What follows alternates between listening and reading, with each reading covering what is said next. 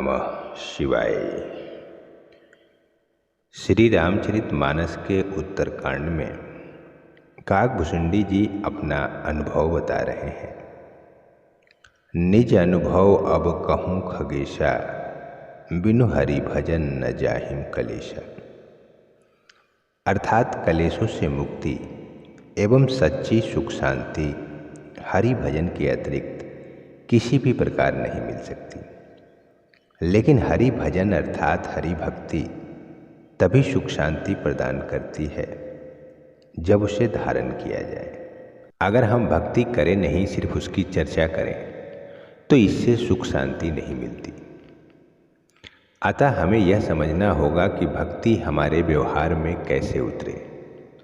भगवान को चंदन पुष्प अर्पण करना मात्र इतने में कोई भक्ति पूर्ण नहीं होती।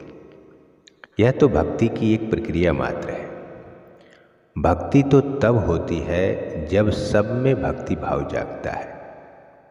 ईश्वर सब में है। हम जो कुछ भी करते हैं उस सब को ईश्वर देखते हैं। जो ऐसा अनुभव करता है उसको कभी पाप नहीं लगता है। उसका प्रत्येक व्यवहार उचित है और यही तो भक्ति है। जिसके व्यवहार में दंभ है, अभिमान है, कपट है, उसका व्यवहार शुद्ध नहीं हो सकता। और जिसका व्यवहार शुद्ध नहीं होता उसे भक्ति में आनंद नहीं आता। मानव अगर भक्ति करता है परंतु व्यवहार शुद्ध नहीं रखता, तो जिसका व्यवहार शुद्ध नहीं है वह मंदिर में जाकर भी भक्ति नहीं कर सकता। और जिसका व्यवहार शुद्ध है वह जहाँ बैठा है वहीं भक्ति कर सकता है।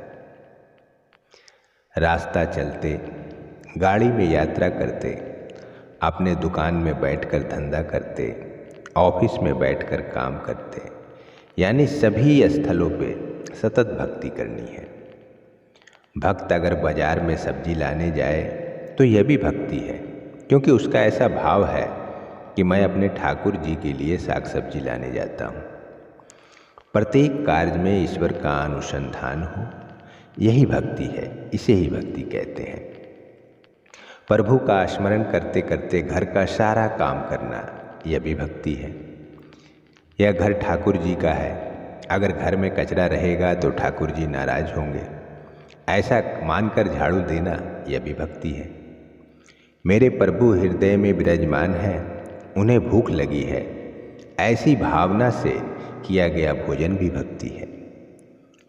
हमारी बहुत सारी माताएं बहनें ऐसा सोचती हैं कि सुबह से दोपहर हो जाता है घर का काम करते करते, मैं तो पूजा पाठ कर ही नहीं पाती, मैं तो भगवान की भक्ति कर ही नहीं पाती।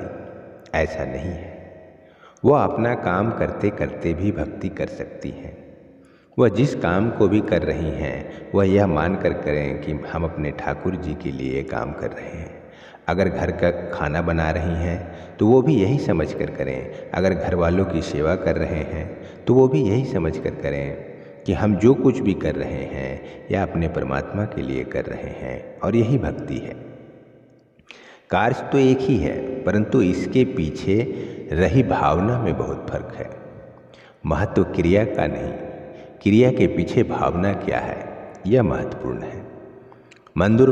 मंदिर में एक मनुष्य बैठा बैठा माला फेरे परंतु विचार संसार का करे, और दूसरा मनुष्य प्रभु का स्मरण करते करते अपना सारा काम करे, तो ये दोनों क्रिया जो है, ये एक क्रिया में आप ये देख रहे हैं कि वो मंदिर में भी बैठकर भक्ति नहीं कर पा रहा है, लेकिन दूसरी वही क्रिया है जिसमें वो अपना काम करते करते भगवान की भक्ति भी कर रहा है। अब हम स्नान क्यों कर रहे हैं? तो शरीर को स्वच्छ करने के लिए, क्योंकि हमें भजन करने के लिए भगवान के पास बैठना है।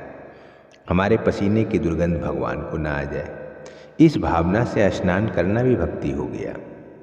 हमें अगर कोई रोग लग गया, हम उसका उपचार करा रहे हैं, तो हम यह सोच कर करें कि हम निरोग हो जाएंगे तो भगवान का भजन अच्छे से कर पाएंगे। इस भावना से रोग का उपचार करना भी भक्ति बन गया।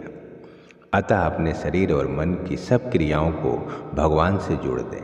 इस प्रकार हमारी दिनचर्या की सारी क्रियाएं भक्तिमय हो जाएंगी। उम्मीद करते हैं कि यह वीडियो आपको पसंद आया होगा। धर्म, अध्यात्म और जीवन के सत्य को जानने के लिए आप अपने चैनल दिव्यांश दीप को सब्सक्राइब जरूर कीजिए और इसे लाइक और शेयर भी जरूर कीजिए। और ऐसे ही ज्ञानवर्धक वीडियो को सबसे पहले देखने के लिए आप नोटिफिकेशन बेल प्रेस करना ना भूलें। जय श्री कृष्ण।